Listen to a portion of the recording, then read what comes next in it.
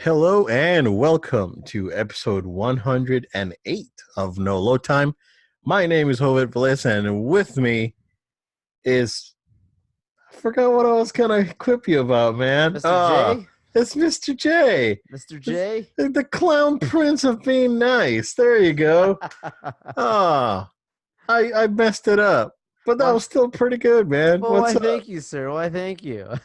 I appreciate that. You know what? When your name is Joel, you can be called Mr. J every now and then. And Mr. after J. watching Joker, I definitely would would welcome being called Mr. J every now and then.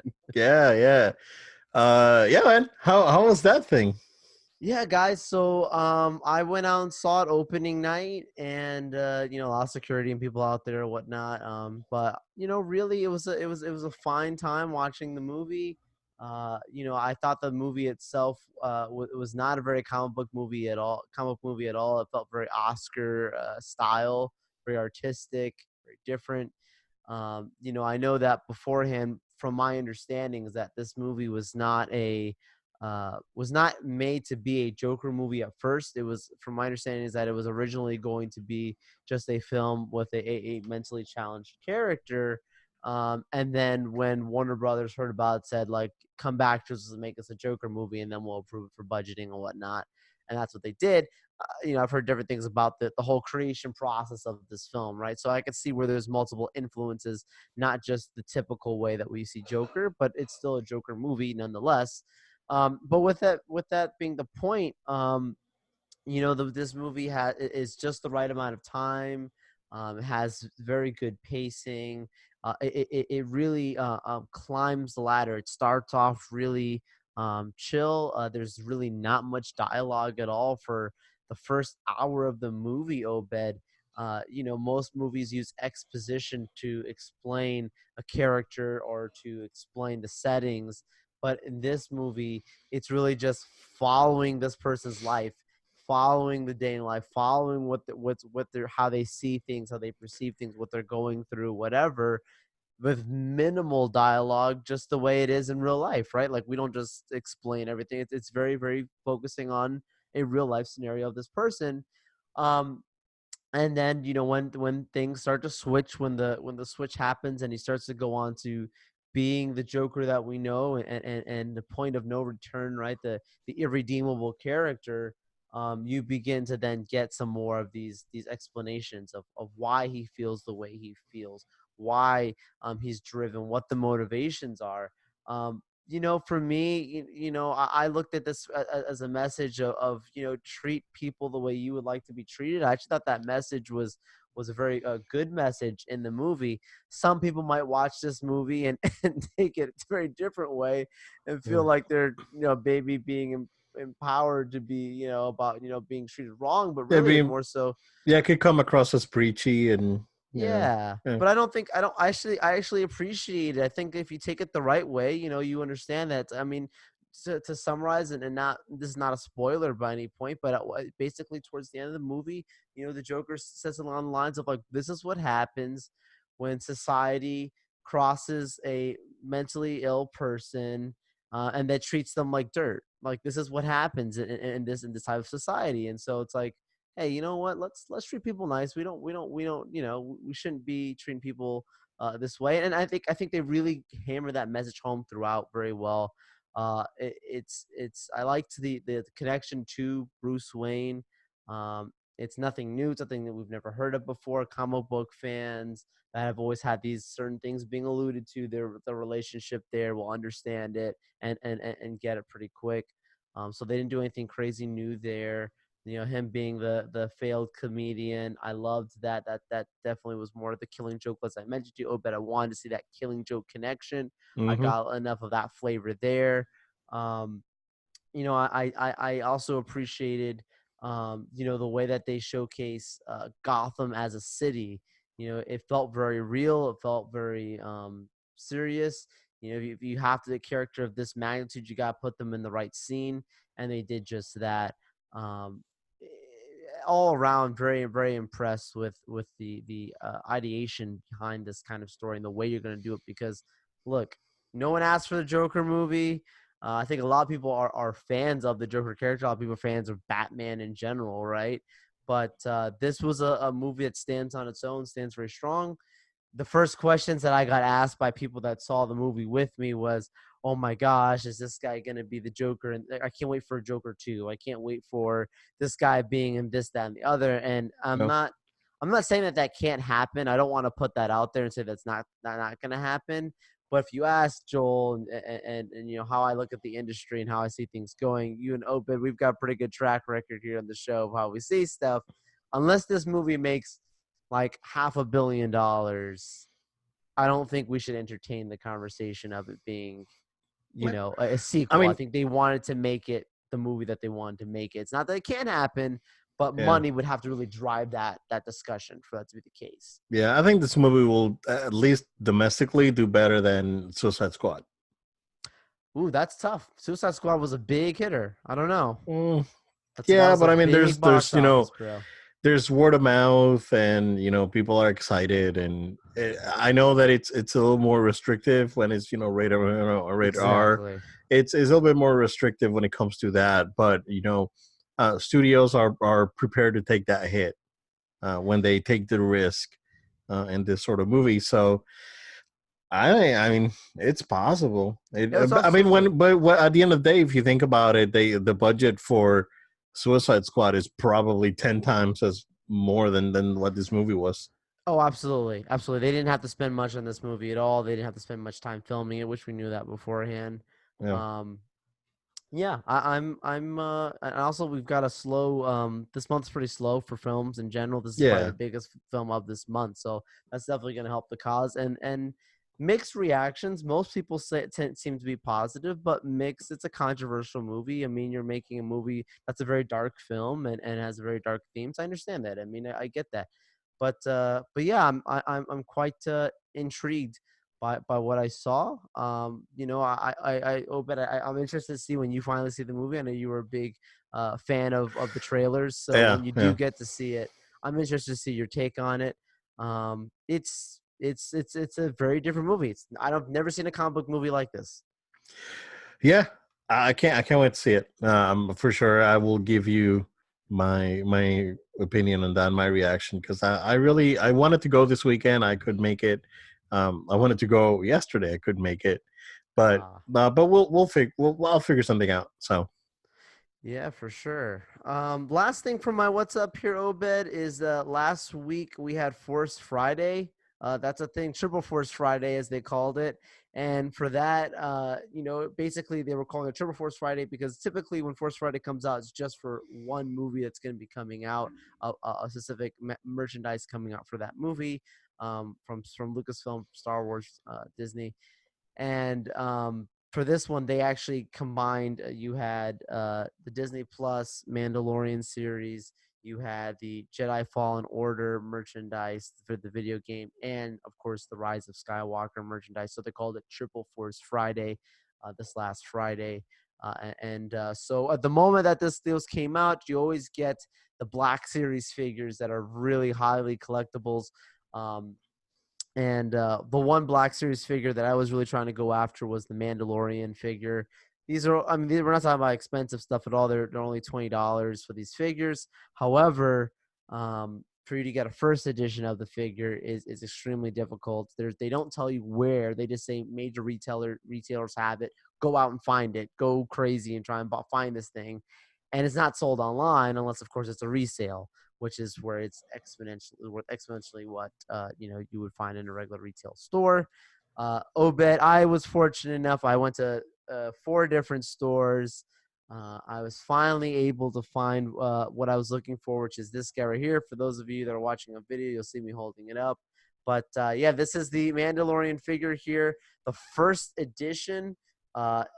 From the Black Series, anything that's in the white boxes are always the first editions. It has the actual sticker on it. It's a beautiful figure. It's got a lot of great detail on it, from the armor, from the weaponry. Really happy to have been able to get it because there was a very strong chance that I was not going to get it. The employees had to actually go all the way to the back because they had sold out of it from Force Friday itself. But they had a couple in their box, so it wasn't completely sold out. Just didn't bring out the last few that they did have. I was able to get one of the last few. But yeah, Force Friday was a fun time, man. Glad I was Cool. able to get my hands on it.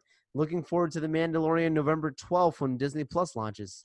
Yeah, excited about that for sure. Looks like first editions on eBay right now are going for around $60. Yeah, yeah. So It's early. Some people still have them. if you missed it, there's a couple of box ones, non black box, that are going for 45. So and there's a Target exclusive box, which is a The black box, Carbonite. which the carbon, that one's going for 45 as well. So interesting. I did not see any. I actually went to Target yesterday, and I was purposefully looking for one, and I couldn't, and I didn't. I didn't see any at all of any Yeah, figures. yeah. When Yeah, I went to Target was the first place that I went to on Force Friday as well. There yeah, was only two figures on the rack. It was Kylo Ren and another one of the stormtroopers or whatever, first order yeah. troopers, and that was literally just two people. That's it. They didn't have any at all. It was Wiped crazy. clean. Yeah, it was super. It was super weird. They had a bunch of Chewbacca from Solo Okay. on clearance for like $9. Yeah, I used to buy a lot of Star Wars figures. Actually have a couple of Episode 1 sealed. Jar Jar Binks. No, I do not have a Jar Jar Binks, sir. I have a Qui-Gon and an Obi-Wan. Oh, nice, Um, nice. and I have a few Episode 3. I have a Yoda, a Darth Vader, and a Chewie, and I have I think it was called Power of the Force line. It was like an early 2000s line, and that one, well, around when Episode 3 came out, and I have a Bespin Luke Nice. on that line. So I have a few that are they're in the garage in the box. It's they're there. They'll be okay. Um, but my daughter saw them one day, wanted to open them, was like, no, no, no, no, no, you don't open those. Yeah, that Those was a stay in the while. box. Yeah, that was like a while ago. I used to have them on display. I just don't have space. But yeah, I mean, I used to do that quite a bit with Star Wars figures. Oh yeah. Not much on my side, man. My birthday was this week, so my wife got me Astral Chain for the Switch. So played that a little bit. I really like it. Like it so it actually feels like I'm playing a PS4 game versus a Switch game, because it's you can tell that Platinum had the time and the money to actually make this game. So I only played about 2 hours of it. So I'm just going around the police station, just talking to people and getting ready for like my next mission. So I did like the intro areas and just roaming around the police station. It's you can tell that it's a problem, not necessarily a problem, but in certain Japanese games, the lip syncing and the audio is off sometimes. Lip syncing costs a lot of money, and I get that.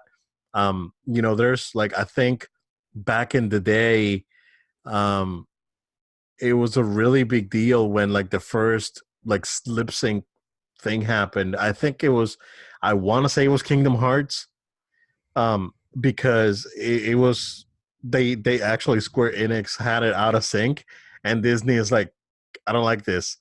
It was like, Square, so I was like, well, how it takes a lot of money, fix it. Here you go.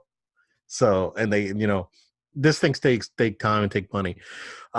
So far that is the only problem that I found with the game, because it's really, it's really obvious. But I didn't see any options for switching languages. I know I'm almost certain you can switch it to Japanese and avoid that problem. But the voice acting is fine. It's like, like it's typical anime dub sort of thing.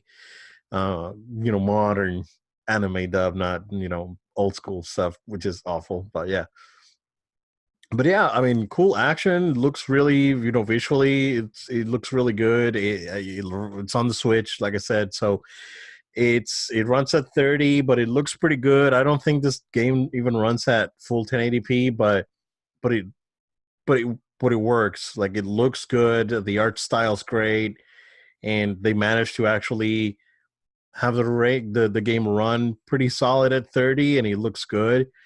So yeah, I'm looking forward to spending more time on that. That's pretty much what I have on the gaming end. I'm trying to think if I actually saw anything else over the weekend. I didn't actually. Oh yeah, it is Spider-Man. Spider-Man. Yeah. Just a I little was waiting movie. for it. Just a little movie called Spider-Man Far From Home. Can we go into spoilers? I'm comfortable with it. We'll give you guys have been warned. Spoilers ahead. Okay. Spoilers for, you know what? I got a stopwatch going here for 5 minutes. So if you guys want to skip 5 minutes, um, I liked it better than Homecoming, which I know that it was a point of contention last time when I was talking about Homecoming.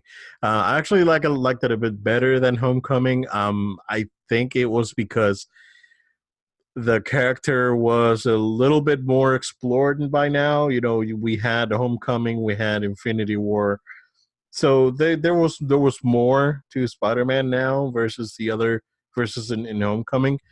Not that Homecoming was bad because it wasn't bad at all. I think it was pretty good overall.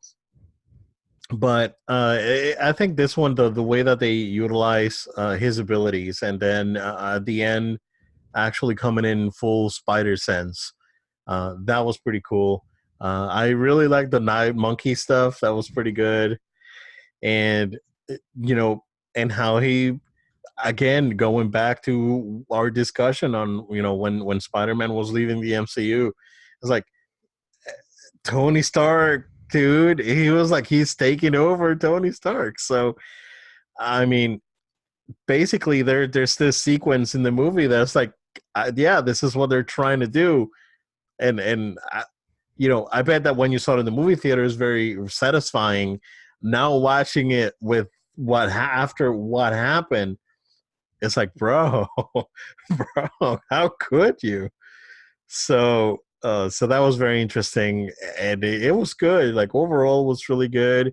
I like the MJ thing. Like I was like, oh yeah, very socially awkward. So I try to like push away people. That's the way, that's the how the way I am and whatnot, and this thing. That was fine. Um, the whole thing with Ned and the girlfriend was really funny too. I mean, there's like a little subplot there. It's silly, but it's funny. It's actually well done. The Nick Fury stuff and whatnot is good. So and Mysterio, of course. I think that I called it from a mile away, dude. I told you, I was Oh like, yeah. this is not he's not from another dimension. He's scamming people. So that's exactly what I do. Now the twist was pretty cool. That he was the one that created the holographic tech for Stark, the one that we see at the beginning of Barf. Civil War. Yeah, Barf, exactly. And basically he's a disgruntled employee at the end of the day. And then we see the scientist, the I am not Tony Stark from the first Iron From the Man. first Iron Man. So that was pretty good. It was like, yo, I'm not Tony Stark, dude. Yep. Yeah. So that was cool. So that I like the whole Mysterio thing. Of course, I think Jake Gyllenhaal is great. So he did pretty good on all that. Um, we only have a minute left, so let's go into the end credit stuff. Jill, the J.K. Simmons stuff, I got it ruined by Disney or not Martin, Sony marketing or whatever, because they put it out there, which is stupid. Why would you do that? So, but I like the twist on JJ. So I like that. He's not a news guy looking to like uh, put Spider-Man out there and make him feel like it's a menace. No, this is like a fringe, like Alex Jones type of dude, and running this fringe website, um, and conspiracy theories and all this stuff. So I like that twist. It's a more modern twist to to JJ, and then the last credit scene, which basically you get the reveal that Nick Fury and Maria Hill were actually Talos and his wife. So Yeah, the scrolls from Marvel. So that's that, and that was very interesting. I was like, oh, okay, that's cool. And then they started talking to someone on the transmitter, and I for sure thought it was Tony Stark. I was like, he's alive, he's in space, and no, it was actually Nick Fury that was out in space on vacation, basically. So that was pretty neat. I think it was a good twist, with the scroll thing. So um, yeah, I mean that shows that the scrolls can actually fool people. So pretty well. So we'll see where this scroll thing goes. Absolutely. I mean, those post credits to me was the last thing that would remind it stayed in my mind when I was thinking of the whole business politics between Disney and Sony, what was going on there. Because, like, yes, of course, the whole thing relation between Tony Stark and Spider-Man, that's massive just for the development of Spider-Man, not necessarily massive for the development of the MCU, but really more so for Spider-Man as a character going into the third movie. So I'm glad for that sake it's resolved. But that whole end credits, that to me was more connective tissue to the MCU because it's very clearly trying Yeah. to say we're talking about things like Secret Wars and we're talking about some other things that kind of leave question marks of wait, what does this mean for the larger scale plan? So yeah, glad to see that things are well for the kids that don't know and that don't know the business side of this stuff that are, you know, 6 and 7 and just enjoy watching Spider-Man and don't know about the business. They're fine. They're gonna watch Spider-Man 3 and not know what even happened and just know that these are connected, which is good. For those adults that solve the whole business side, of course, it stays in the back of our mind as we see the future projects. But I'm happy at the end of the day things are well. Oh yeah, yeah, absolutely. The Joe, we can use this moment since we were talking about Spider-Man, and we can segue into rumor. You can take this with a giant salt rock from the Dead Sea because it's more than likely not. I mean, I don't want to say more than likely, but it is an absolute rumor, unfounded, but websites are reporting on it. So we just want to talk about it, and it's basically that Disney has made an offer to Sony to acquire the full rights to Spider-Man back. Reported negotiations or reported offer is anywhere from $4 to $5 billion, which is ridiculous considering that they paid $4 billion for the entirety of Lucasfilm. So that shows how much they're invested into keeping Spider-Man in the MCU and making him the anchor of the MCU moving forward.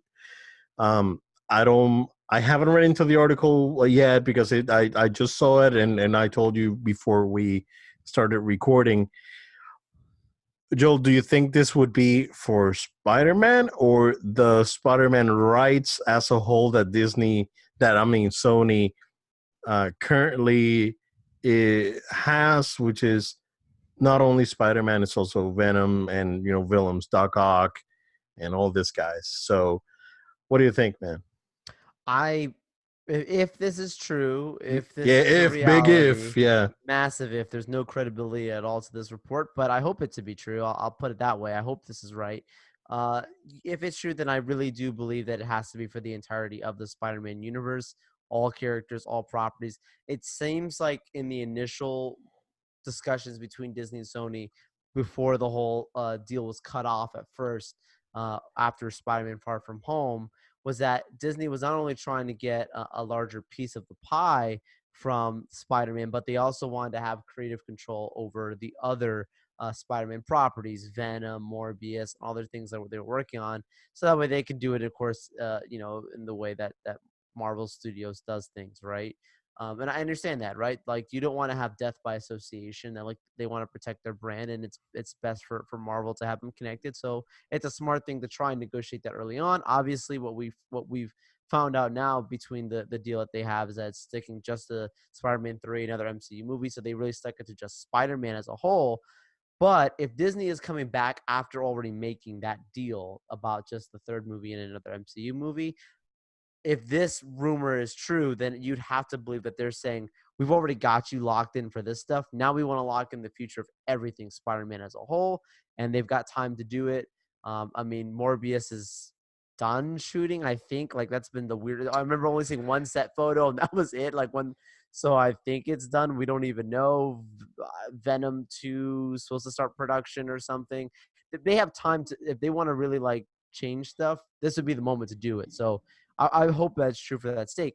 From the fun, and also looking at from a financial standpoint, like you mentioned, Obed, you know, the rumor of $4 to $5 billion, I think, is what they're saying for Disney making an offer just to have this going. It has to be for the whole universe because, yes, economically things were different, but in 2009 when Disney acquired Marvel Entertainment, it was for the tune of 4.25 billion or something like that, right? It was like highway robbery. I remember at the time I was like, it's worth more than that. And I was going crazy, right?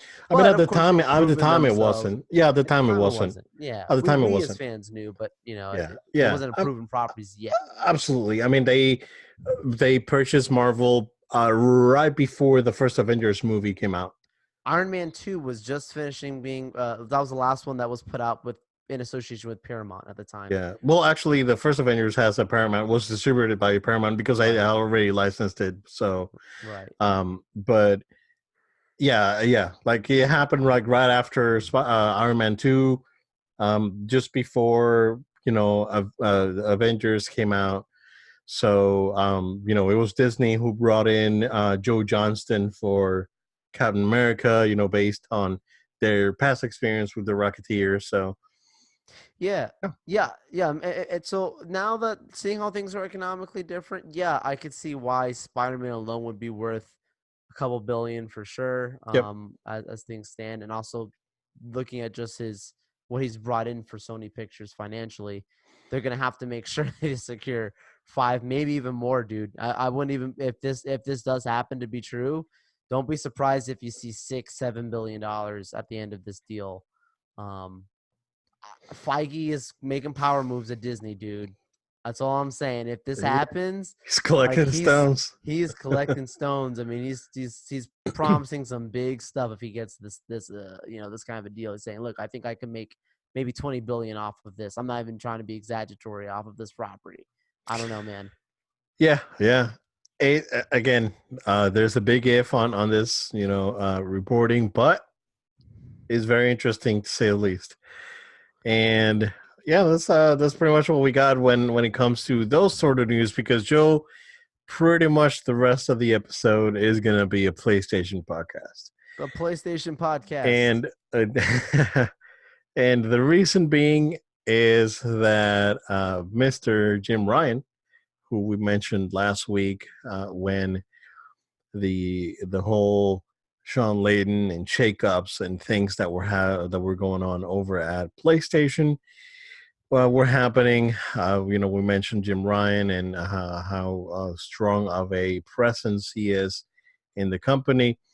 So he posted on basically a breakdown in the PlayStation blog about what is now officially called the PlayStation 5. I really like what they're doing here, Joel, and not calling this Project Trinity or Project, whatever. It's like, yeah, it's the PS5, and they're not calling it any, code names. I like that. Number one, because it doesn't, we know what's up, right? We know, Scorpio and Durango and all these code names. Neo back when the PS4 Pro was rumored, and Morpheus when the PSVR was being in development. So that's fine for us. We can deal with that. But to the average consumer,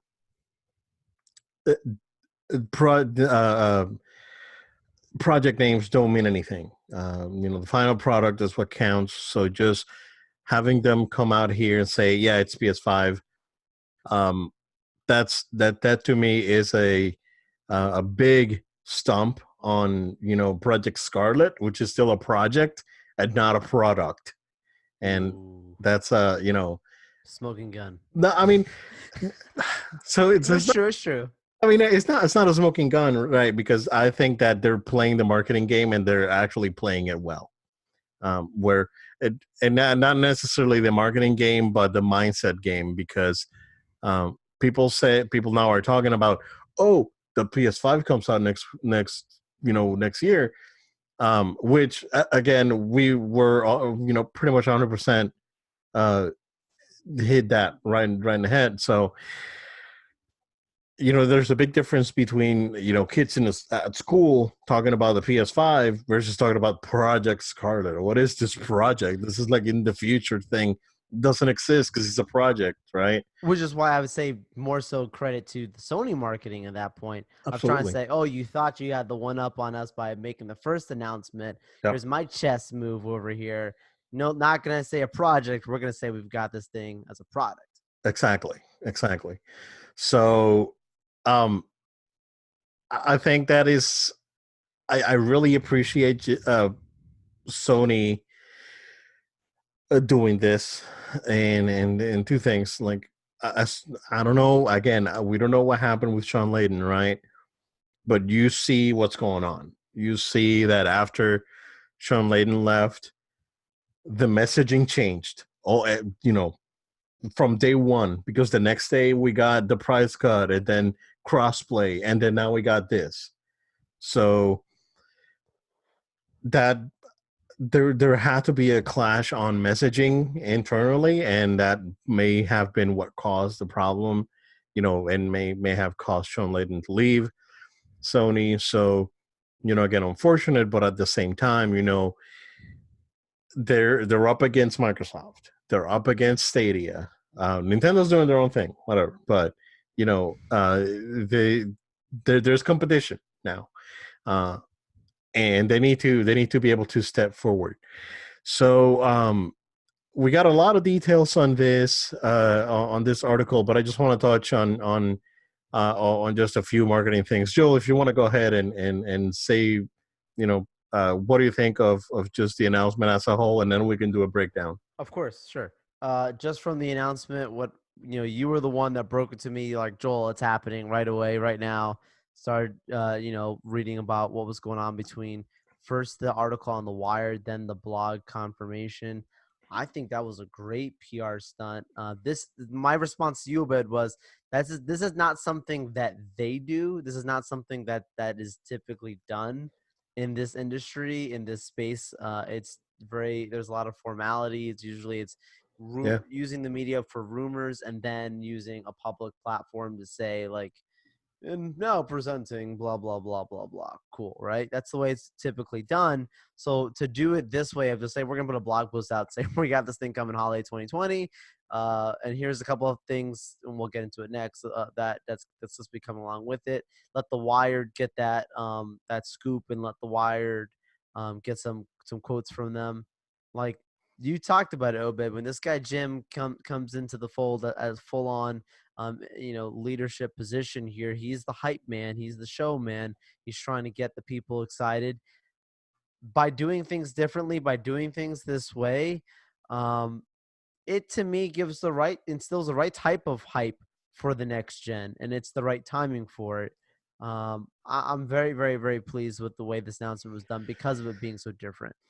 Yeah. So this reminds me, Joe, of when the Dreamcast just was about to come out in the US, and it was already out in Japan, and I remember that it was just a couple months, it was a few weeks before the Dreamcast came out. It was the Dreamcast came out $9.99, $9.99.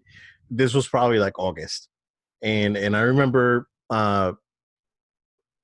just reading this article about someone that was hands-on with a PS2, because they did the same thing. It's like they brought someone in who had a hands-on with a PS2, and it was just like this. It was like, oh yeah, I mean, I'm sorry, Dreamcast comes out in like a month, but when the PS2 comes out, it's like it's over, bro. So it's kind of like this, right? I mean, Microsoft made they did made the first full announcement, right? Sony's been teasing this for a few months now, but Microsoft made the first. It's like, oh yeah, Project Scarlet, the next generation, and they did the whole E3, PR thing.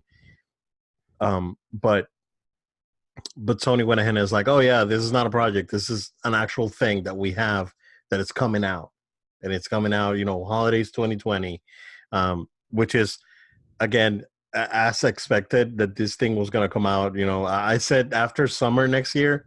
That I mean, it's more than likely it was going to be like November. So this thing's probably going to come out like a week or two before Black Friday next year.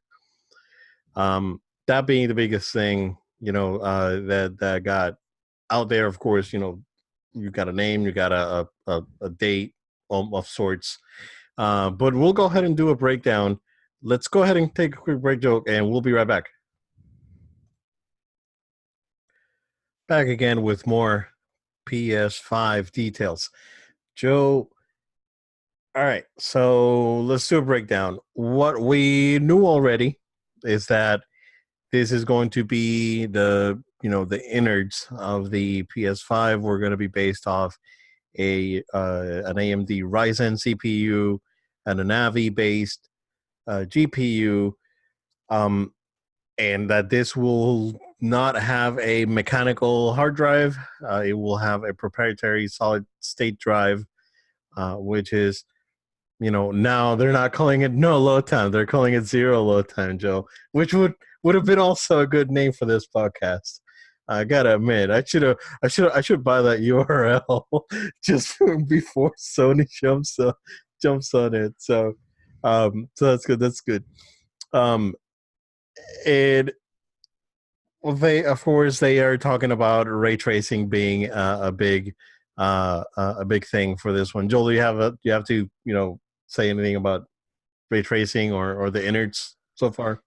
Yeah, no, I was just talking to you about like how, yeah, this is some stuff that's a little more highly technical, but the idea of having when you're pitching something as zero load times or no load times, right? Like the understanding the importance of both the solid state and the ray tracing, how it impacts your experience is how, when you're literally having lights being turned into pixels on the fly and it's actually rendering these things live in the moment. You're not taking up too much of your space, and it's actually being more conservative of it. Having your solid state be a lot more of a reliable way of said the spinning disc, right? There's so many positives to the speed of when you're playing, and that's something that always makes the experience better. You could think, it's just faster. It's a new thing. No, like this changes your experience because Oh, how many times absolutely. when you're playing, you want to, man, I gotta fast travel to this thing, and I gotta wait for it to processing, and it gives you the UI pops up with a little, if you don't hide under the bushes, go over, one of those little hints or something, right? Like no, like this is gonna be one of those things like you do it, you happens, and it keeps going. I love that, right? I know that was some of the stuff that was talked about when they demoed it supposedly behind closed doors with Spider-Man, right? That they demoed some of Yeah. this functionality. So yeah, the 4K stuff really good.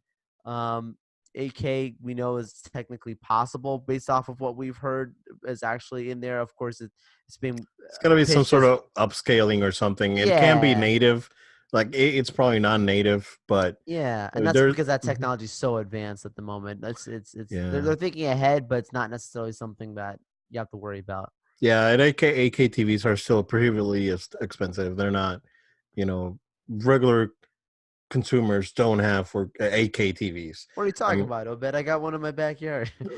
you're back. Oh, you got the wall. Outside. You got the Samsung wall or whatever it's called.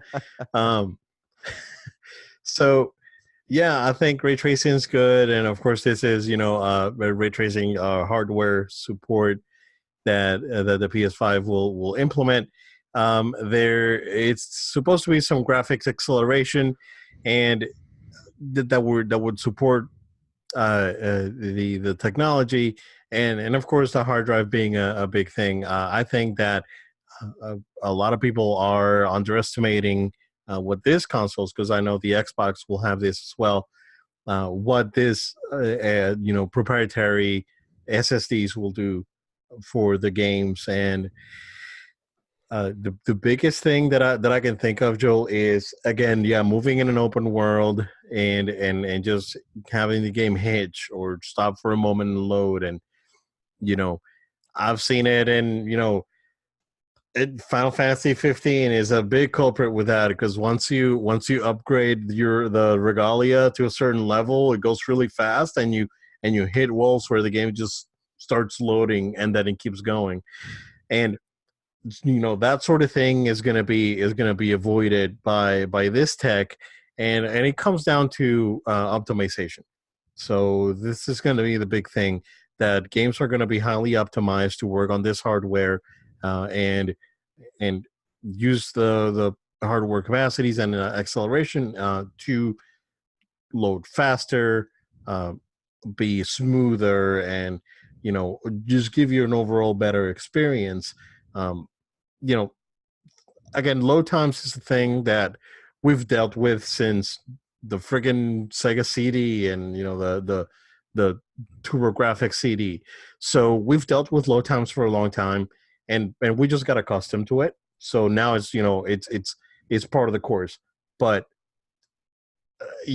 just eliminating that and making things work the same as they were back when the SN the NES and Genesis, and the SNES. The SNES was a little bit slower, um but you could still get that sort of experience. And that's a reason why we when we were brainstorming and coming up with a name for the podcast. I was like, oh, you know what thing I miss from classic gaming? Yep. It's no load time on games, and that's how we came about with the name.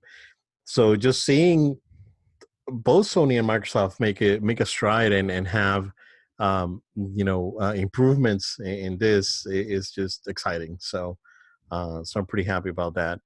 Um, Joe, the next big thing that I want to touch upon is we'll leave the controller towards the for the end.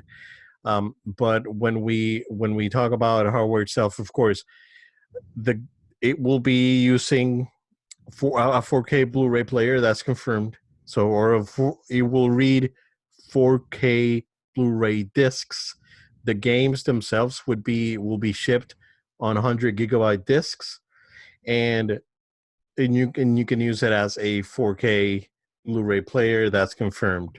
So a big thing that was missing from the PlayStation 4 Pro, which makes me think that there may have been some system, the way the system was designed, it did not support at least the discs. Although the Xbox One S has that capability, at least with movies. Games still ship on standard Blu-rays, 50 gig Blu-rays. So yeah, there's gonna be an option now, Joe. So if you don't have a 4K Blu-ray player, which I highly recommend, because movies look really good if you're into watching movies in very good quality. Highly recommend it. The color. Yeah, just HDR and just the movie, the presentation itself, everything looks so clean and crisp. So um, you have no excuse now. If you get this device will have that compatibility. Something really funny that I heard, Joel, from a few posts online, a few comments on different forums and websites. A lot of people saying, "Great, now I can finally unplug my Xbox One X, because that's the Ooh. only reason that I have it right now. It's plugged in. It's for my 4K movies." So, yeesh, you know, yeah, it's very telling what the unfortunate situation that Xbox is in. And again, once we get full details of Xbox, we'll probably do the same thing. We'll take an episode and talk about it. So it's not that we're PlayStation fanboys, although we sort of are, but we'll give Xbox their time whenever they release release any other information.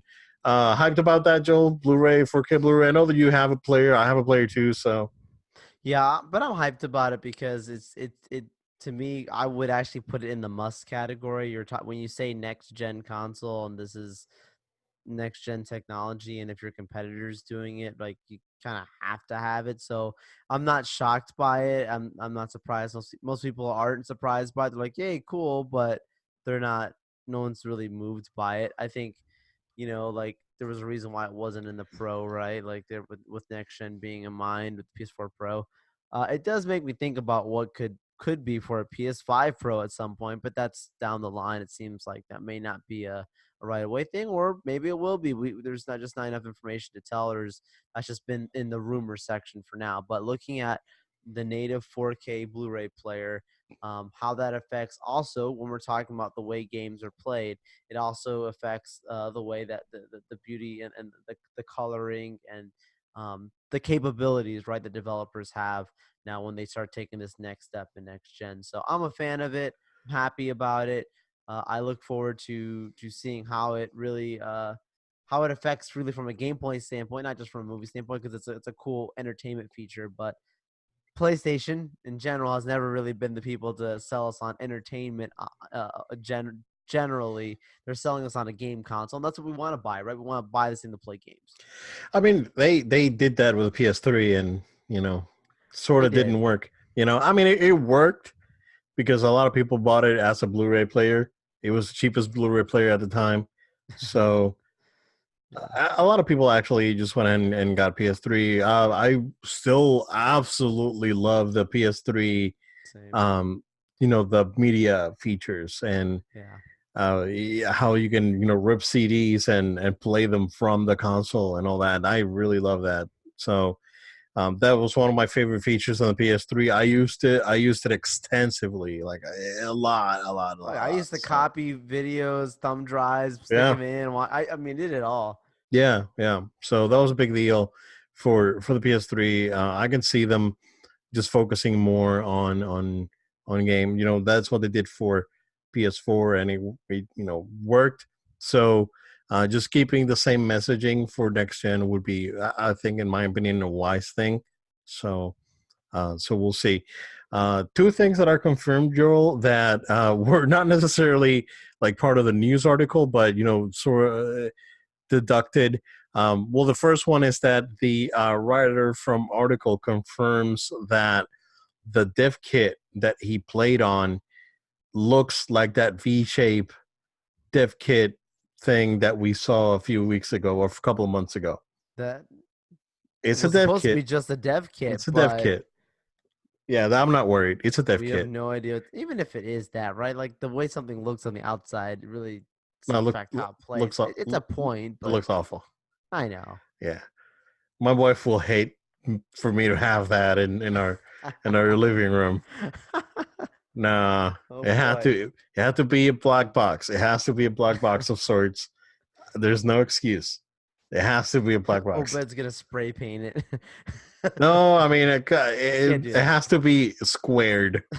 That's what I mean. Can't. I mean, even if it's like a rhombus, like the PS4 is fine, but nah, not this, not that thing. No. So I mean, it's clearly a dev kit. So, but yeah, that's confirmed that that's a dev kit, and something that was not on part of the news article, Joel. Uh, it is basically two other things regarding games. Ghost of Tsushima is confirmed to be a Yeah, PS4 game because it said so in the Jim Ryan post on the PlayStation blog that Ghost of Tsushima is basically a PS4 game. So there's that. The other big thing, Joel, is that game that we mentioned before because we talked about it. I think when we were doing our E3 last year, and it was that Blue Point Games started working on a big PlayStation project right after they finished with Shadow of the Colossus, the remake. sure. So now they're confirming that game is indeed a PS5, more than likely launch title. So I'm still crossing my fingers. It's actually a full blown remake of Metal Gear Solid because that was a rumor. I I'm here mean, for this. eh, if it's a full blown, so Joe, Hmm. here's how to get me to spend X amount of money. Holiday 2020. Here it is. I want to hear this. It's to release the Metal Gear Solid game with this console. That's That would exclusive be to that would be PS5. the only way that you will get me to buy the console day one. If there's a Metal Gear game coming out, that unfortunately, Joe, I don't like to buy consoles day one. I understand. But I'll get the Best Buy 3-year warranty or whatever, just in case it poops. Because I mean, if that's the case, bro, I'm sold. I'm there. So, a boy can dream. We'll see. That's right. We'll see. Um, yeah, just moving along. Do you want to jump into the controller, or do you want to just talk about some of the other things? Let's talk about the controller, and then we can speculate. Let's For do that. sure. Let's Yeah. do that. So the big thing with the controller is that uh, it has, instead of rumble or the traditional dual shock rumble, is using haptic feedback, which is a more kind of like what the Wii, no, I'm sorry, not the Wii, the Switch uses Yes. on its controllers. So the Switch is a little bit more subdued, a little, you can actually feel stuff moving and happening inside the controller. So it's probably going to be something like that, paired with the haptic feedback that the Xbox One controller has on the triggers. In addition to that, Jim Ryan is calling the new tech for the triggers adaptive triggers, and it's basically that they can actually program the triggers to to have resistance and have other haptics, like vibration and tactile sensations and this sort of thing. um that Okay, so if they're moving away from the traditional dual shock thing, Joe, what's this controller going to be named? I Because thought the exact same it, thing. it can't be named DualShock You 5. can't call it Dual Shock and you're taking out the Rumble Shock on it for the Dual Shock. Could be the HD Shock.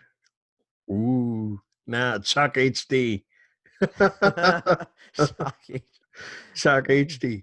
Um, yeah, they have to come up with it. I mean, Man. the Xbox One controller is just called the Xbox One controller, right? And then they have Yeah. the Elite, right? They don't have a name for it. And they'll probably do away with the name. They could. The DualShock was a differentiator back with the PS1 days when the DualShock came out versus the standard controller. And of course, again on the PS3, you got the 6-axis that came first, and then it got replaced by the DualShock 3. I mean, they can just call it the PS5 controller, or Yeah, or that's fine. or the haptic master master command or something. I don't know, but I don't care. It's a controller. It's a name, but they can't call it DualShock. I mean, You can't. Yeah, it, come it on. would not make sense. So that's pretty cool. They've confirmed that it is a bigger battery, and that is USB-C, of course, for the charging. Switch is already USB-C. I think the Xbox is the revision for the Elite controllers USB-C. I can't remember. That Yeah, I can't even remember. But I know that for sure the Switch Pro controller is USB-C. They're talking about again, a larger battery for better battery life. The Wired writer says that it feels and looks very similar to a DualShock 4, and it is a little bit heavier, maybe because of a denser battery and the haptics and whatnot. So, Joe, what are your thoughts on the controller? I'm glad you went into detail explaining how all this is supposed to work, because that's one of the big things that to me right away was like going to be the name, right? Like, what do you name something like this? Glad I don't have to worry about it. There's guys out there in that Sony marketing field that can think about that for sure. Um, Haptic feedback is one of the newer technologies that's being adopted widely between most responsive type of handheld hardware. So it just makes sense, and I think it's gonna feel differently. You're not gonna feel the same way, but it's the future, and so it makes sense. But looking at between that, looking at the triggers, you talked about the triggers a little bit here, right? No, we Yep. talked about them. Yep, Yeah, we're we're good. talking about the haptic feedback on the triggers. Yeah. Yep. So on the way we're talking about the triggers here, like the way I look at it in general, like this might be aside from I'm looking at a large overall look at from the console being paired with this new controller from a hardware standpoint, aside from like the next gen console, from what we know at least, being of course cutting edge visually, responsively, experientially, right? From that standpoint, of course, it's going into next gen technology. The heart the actual handheld controller might be the most innovative thing that you right away notice when you're actually playing, depending on the types of games that you play. Of course, you're going to notice things are going to be faster. Notice things are going to be prettier. But this might be one of the most biggest. They could have played it safe and kept it with the same rumble and the dual shocks as before, but they're going into new technology, which makes perfect sense. This might be the most innovative hardware thing, aside from obviously what we know to be the experiential stuff that they're doing from a visualization and loading standpoint. But yeah, I think I don't think it's a risk by any means, not at all. I'm not saying that. I'm just saying it's like they're doing something very different here Yep. than they've done before. Yeah. I mean, it's Nintendo's been known to really experiment with their controllers, and I've said it on the podcast before. I think the Switch Pro controller is probably my favorite controller of all time. It is so comfortable. The only thing that's missing on it is a headphone port. Man, Oh if it had a yeah. headphone port, it would be absolute perfection. But it is probably, in my opinion, the most comfortable controller I've had, and it's the perfect weight. It feels hefty. It's just the buttons have crunch to them. I really like it, man. So if they do something like that, but in the shape of a DualShock 4, plus adding the resistance and haptics to the triggers, then yeah, I mean, absolutely, that would be something that's pretty cool. Uh, they also mentioned an improved speaker on it. Yes.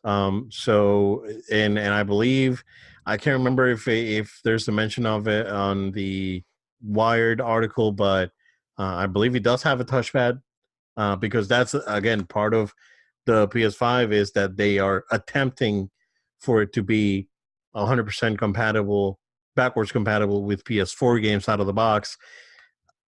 I mean, it could potentially be possible. We don't, maybe there'll be like limited backwards compatibility depending on publishers, but I don't really see a reason why it shouldn't be um, uh, backwards compatible out of the box. Send me a picture of a poll that IGN did, which I've seen. I saw the picture before you sent it to me, but I mean, it's like what PlayStation 5 feature are you most excited for? Backwards compatibility is the number one. Are you kidding me? You already have backwards compatibility. Why not? Why not the controller? Why not the load times, which could be potentially game changing?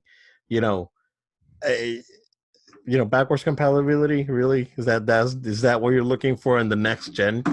Like, it's like I'm looking. You know what I'm looking for in the next Windows update? Make it like Windows Vista. You know. Oh no. Windows Vista backwards compatibility. Man, I mean, Hope I can still watch DVDs on that 4K I Blu-ray player. know. That's how I interpreted it. Yeah, exactly. Thank you, thank you. That's a great analogy, actually.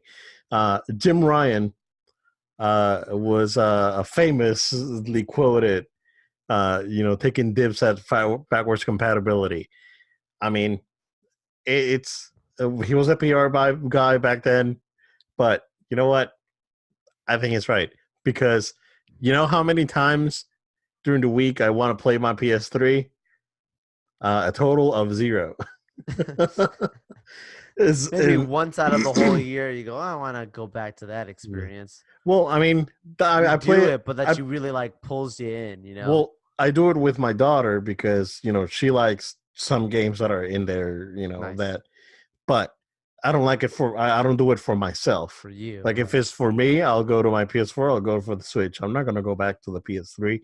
I mean, I wanna play MGS4 and Revengeance and Bayonetta, but I don't really feel like it. So, um, yeah, Joe. Based on that, what's your number one one feature? The number one thing for me was the faster load times. Like just knowing that because I have to be honest, like I kind of maybe I'm like it's American society, microwave society, right? We want to put the thing in, it's not heating up fast enough, we want it quick, right? So when you tell me that you're gonna have something that's gonna actually speed up my experience, that to me that's like, okay, I'll put my money out for something that's gonna work like this, right? So knowing, because it's like I give the old man grunts. I'm like, I got this new game. I'm so excited. Oh, but I gotta deal with load and set and all this stuff. Install it and download updates Yeah, and yeah, that's something that's it's not a fun part of the process for me. Oh, the new yeah. patch came. Oh, Well, it's the hopefully this helps the experience move a little bit more seamless. yeah. I mean, it's the reason why I'm not a PC gamer. I don't Oh want to yeah, buy Yeah, I don't want to buy a game and spend 45 minutes finding the best settings for my games. I don't have unlimited money where I can buy a $10,000 rig and run everything on ultra and not have to worry about it. That's why I don't game on PC. I don't have time to finagle around with settings for 45 minutes, an hour, or whatever, and then play. Uh, I want things to, I that's why I love about my PS4. Just put the game disc in or download the game. If there's any updates, whatever, download updates. But I don't have to. Once it's done, I just start the game and I don't have to worry about it. And that to me is a big deal. Convenience, it's to me is very important. So, um, yeah, man, absolutely. I think that's the number one feature for me is not only the load times, but what can they do with being able to move data that fast where we're talking about gigabytes per I second. know. It's Yeah. crazy. So that what can they do with that to improve the games themselves, right? um will things look better? Will things run nicer and bigger worlds potentially? Again, a world is depending on the developer, not necessarily on the hardware.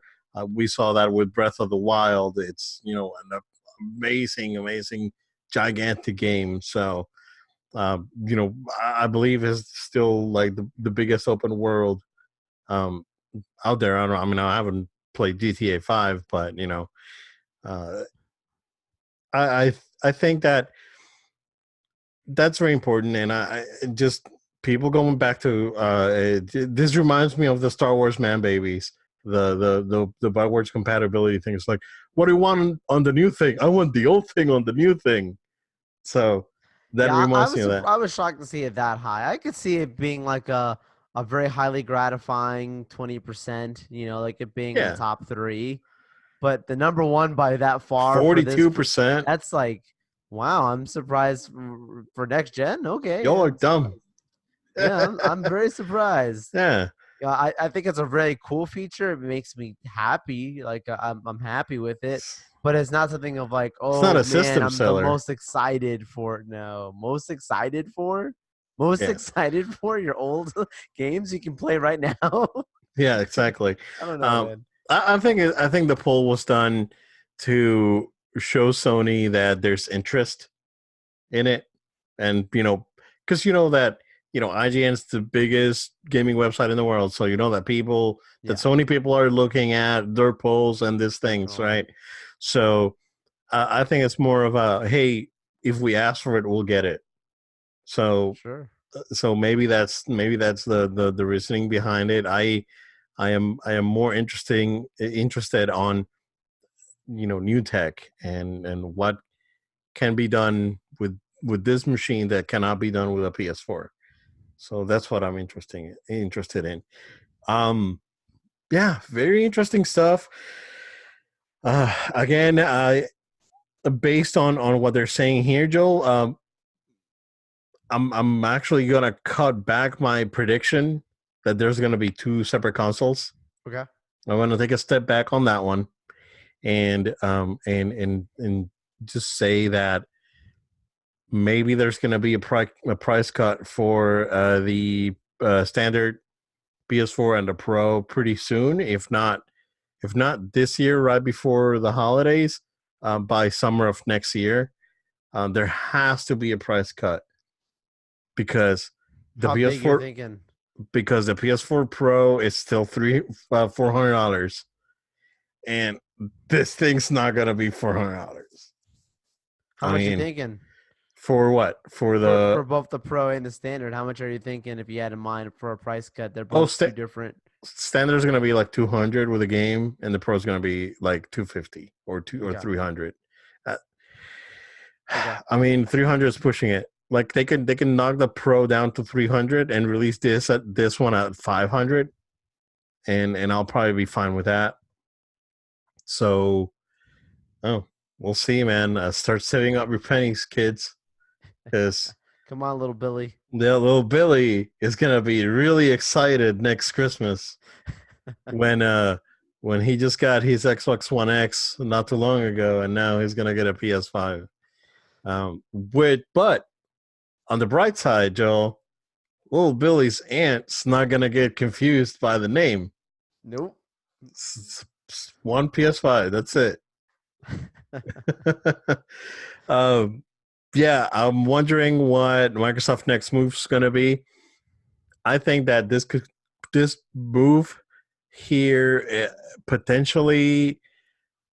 I think that Microsoft already has a date for some sort of press release or something or some announcement. Um, and Sony was like, "Oh yeah, we got one of those," and they went ahead and stepped on first. It's very interesting. I'm kind of liking Sony's new upfront approach on things. It was sorely missed because I know that they used to be sort of like this before.